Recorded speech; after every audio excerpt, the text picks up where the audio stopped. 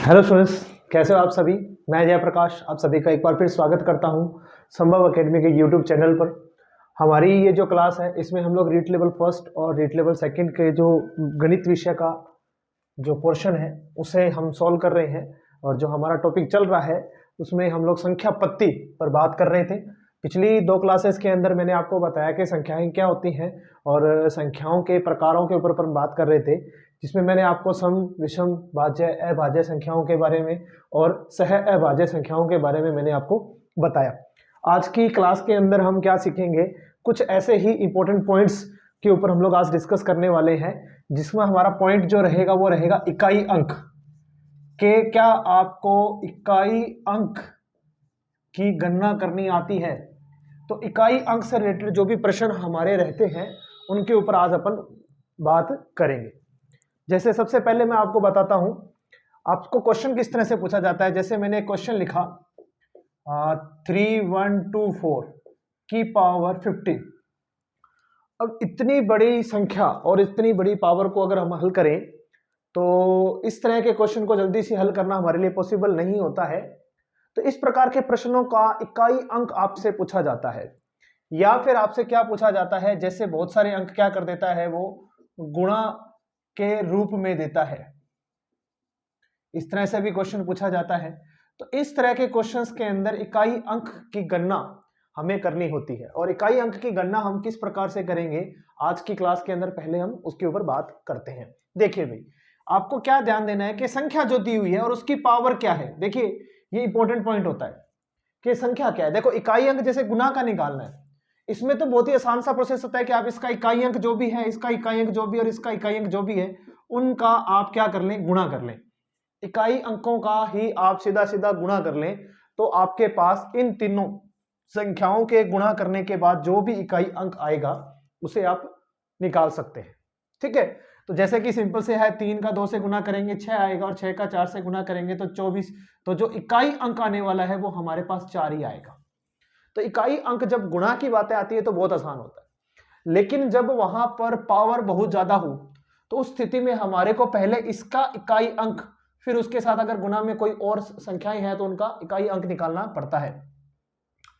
तो देखिए भाई, आगे अगर अपन यहां बात करें कि हम इसका इकाई अंक कैसे निकालेंगे, तो मैं कुछ बिंदु आप लोगों को बता रहा हूं, आपको उनको का यूज करना है। जिसमें सबसे इंपॉर्टेंट पॉइंट जो आता है वो एक ही पॉइंट ऐसा है जिससे आप लोग हर बार निकाल सकते हैं। वैसे तो हर संख्याओं के लिए बहुत सारे नियम बनाए गए हैं, उनके ऊपर भी मैं अभी बात करूंगा। देखिए सबसे पहले आपको ये ध्यान देना है, जो भी संख्या हमें दी हुई है, जो भी संख्या हमें दी हुई है उसकी जो भी घात है, तो पहले हम इस घात के बारे में सोचेंगे। देखिए मैं आपको एक बात बता देता हूं, घात में है ना, आप क्या करें, जो भी आपको घात दी हुई है उस घात में आप क्या करें, 4 का भाग दे दें। उस घात में आप क्या करें, 4 का भाग दे दें। अब 4 का भाग देने के बाद आप शेषफल के बारे में सोचें कि भाग देने के बाद शेषफल क्या आ रहा है, शेषफल 0 आ रहा है। शेषफल 0 आ सकता है, मतलब पूरा पूरा भाग चला जाए। शेषफल आपके पास में 1 आ सकता है, शेषफल आपके पास में 2 आ सकता है और अंतिम शेषफल आपके पास में 3 आ सकता है। इसके अलावा कोई भी अंक शेषफल के रूप में नहीं आएगा।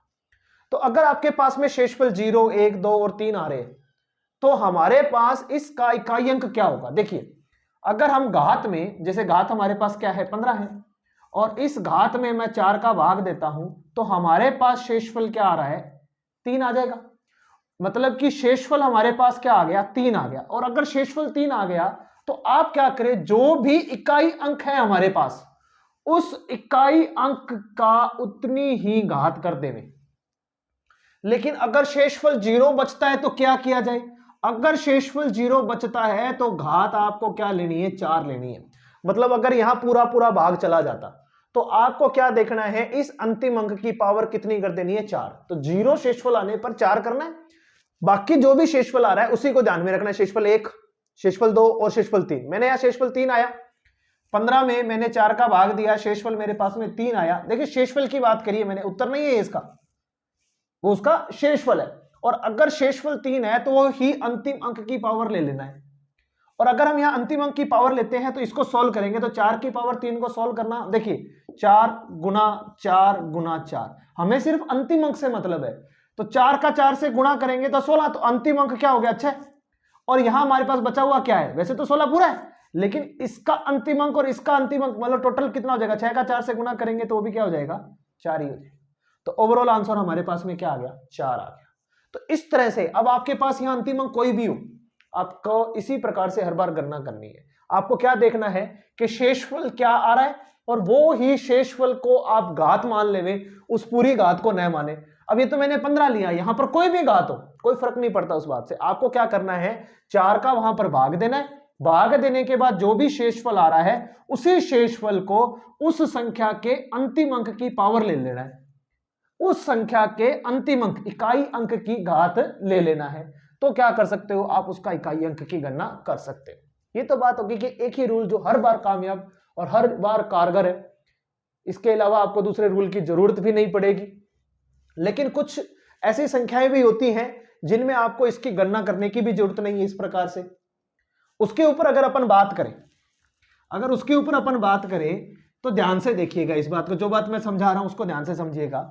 अगर आपके पास जो ये संख्या है, ये जो हमारी संख्या है घात के अंदर वाली जो संख्या है, इस संख्या का जो इकाई अंक है, जो इकाई अंक है वो आपके पास क्या हो, या तो 0 हो, 1 हो, 5 हो और 6 हो।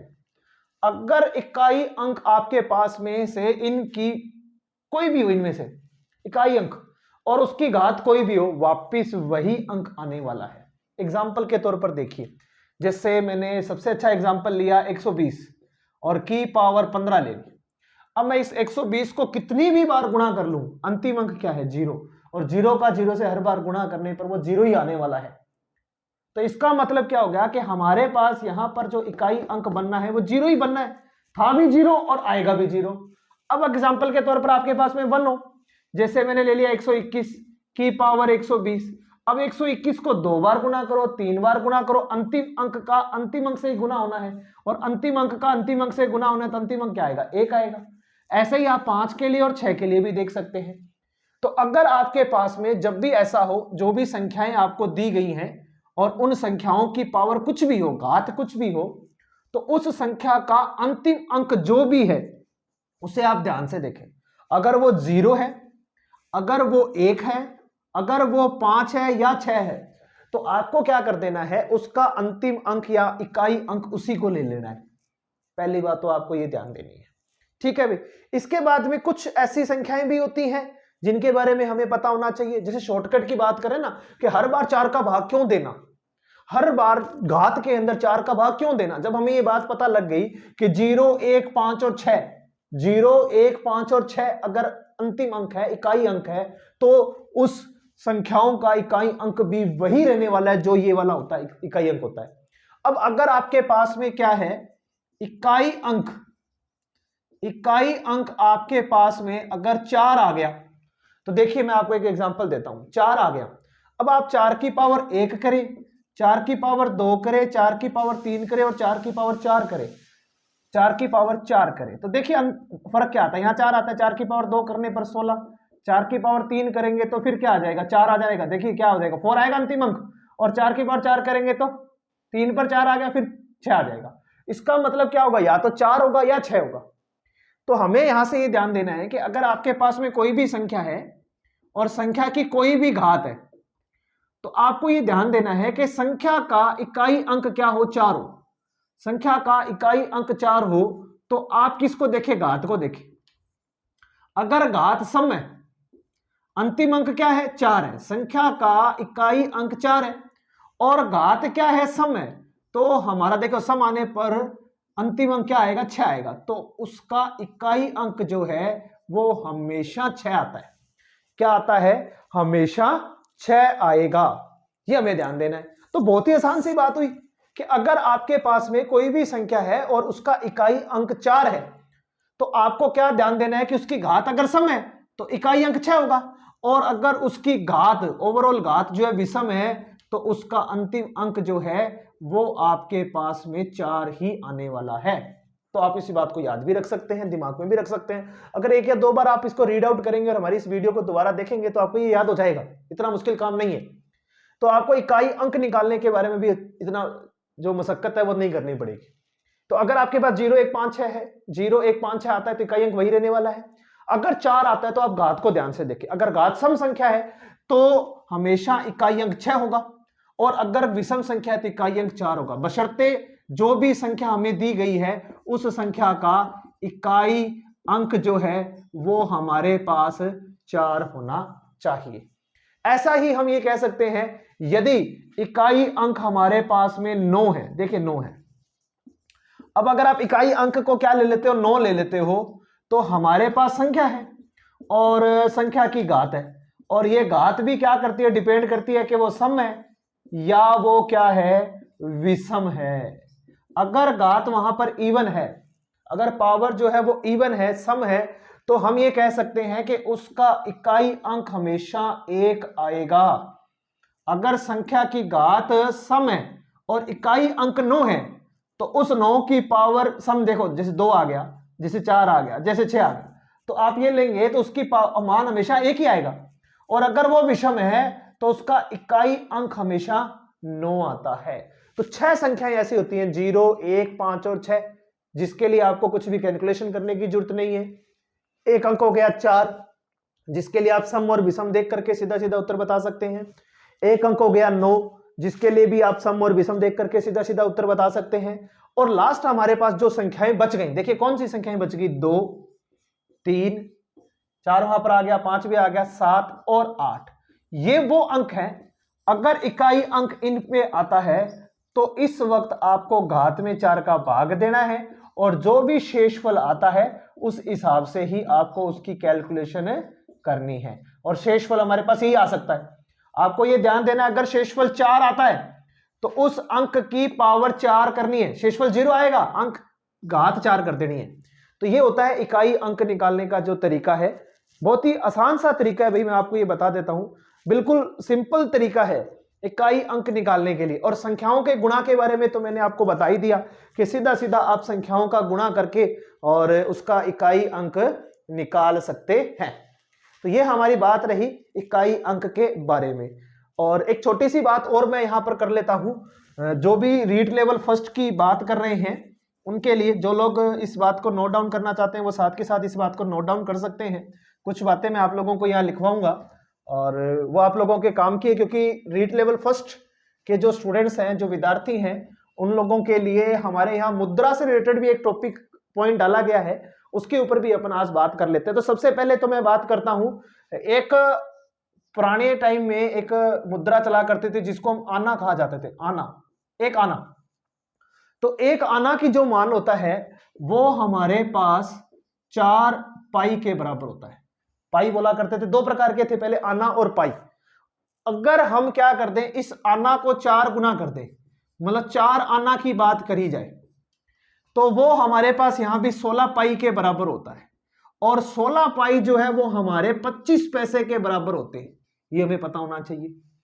अगर हम फिर इसमें 4 और जोड़ दें, मतलब कि हमारे पास कितने आना हो जाए, 8 आना हो जाए, तो वो 16 पाई की जगह कितने हो जाएंगे, 4 इसमें भी जुड़ जाएगा, तो मतलब कि 20 पाई हो जाएगा।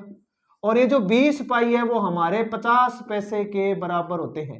एक मिनट में चेक कर लेता हूं, हाँ 8 20, एक मिनट, 8 डबल हो गया ना, एक मिनट डबल करना है भाई, यहाँ 32 हो जाएगा।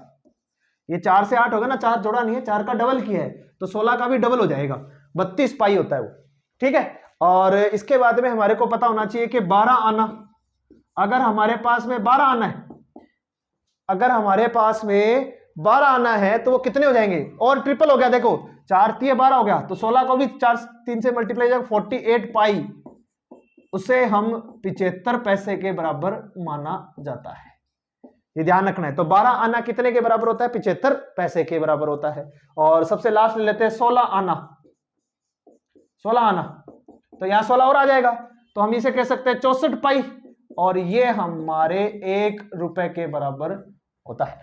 तो ये छोटी सी जो कैलकुलेशन है ये हमें पता होना चाहिए। ये तो आप लोगों को पता ही है ना कि 1 रुपए में 100 पैसे होते हैं, लिखना चाहो तो ये भी आप लिख लीजिए, 1 रुपए में 100 पैसे होते हैं, 1 रुपए में 100 पैसे होते हैं।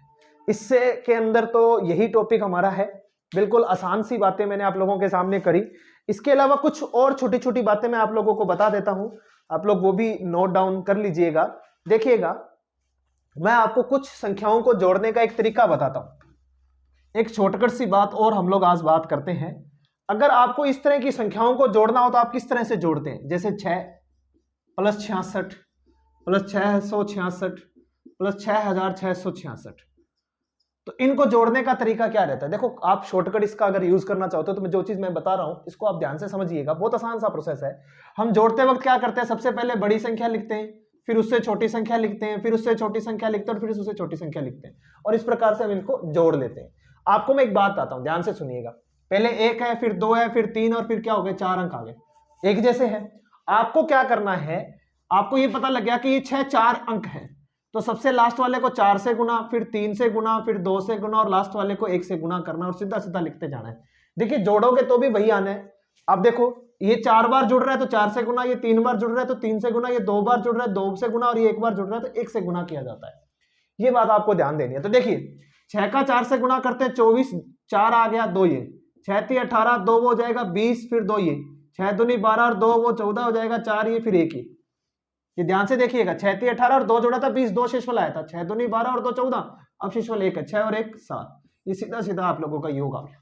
बहुत आसानी से आप लोग निकाल सकते हैं। जैसे एग्जांपल के तौर पर एक और कर लेते हैं, 7 प्लस 77 प्लस 777। तो मैंने 3 अंकों तक ही लिया है, मैंने यहां पर इसे 3 अंकों तक ही लिया है। तो आप इसे सबसे पहले वाले को 3 से, फिर आप इसको 2 से, और फिर आप इसे 1 से गुना करें। तो इसे गुना करेंगे 7 21 1 आ जाएगा, तो 7 21 1 आ गया, शेषफल 2, 7 दूनी 14 और 2 16, 16 का 6, फिर एक ऐसे चला गया 7 और 1 8, 861 आ जाता है। तो ये हमारा क्या होता है? किसी भी इस तरह की संख्याओं को जोड़ने का जो तरीका है, जो ट्रिक है, इसका यूज हम लोग यहां पर करेंगे। ठीक है भाई। देखिए, बहुत छोटी छोटी बातें मैं आप लोगों के सामने रख रहा हूं, आप लोगों की बातें पता होनी चाहिए। अब आपसे क्वेश्चन और पूछते हैं भाई, क्वेश्चन पूछते हैं और उसके बारे में बताते हैं।